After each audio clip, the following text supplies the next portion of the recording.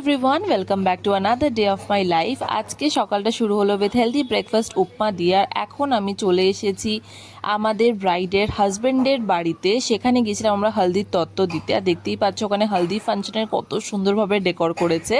আর সেখানে খেয়ে নিয়েছিলাম আমরা ক্লাব কচুরি আর সবজি। আর তারপরে ছিল আজকে আমাদের ব্রাইডের মেহেন্দি ফাংশন সন্ধেবেলা।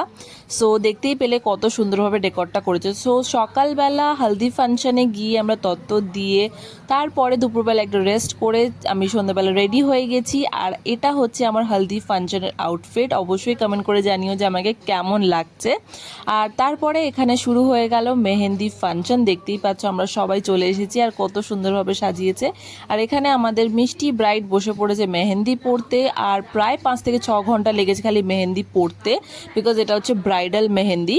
তারপরে ছিল হচ্ছে এখানে অনেক খাওয়া দাওয়া, অনেক নাচ করেছি আমরা, অনেক গান করেছি, রিলস বানিয়েছি। তারপরে দেখতেই পাচ্ছ অনেক মজার সাথে আমরা মেহেন্দি ফাংশনটা ফাইনালি কাটালাম।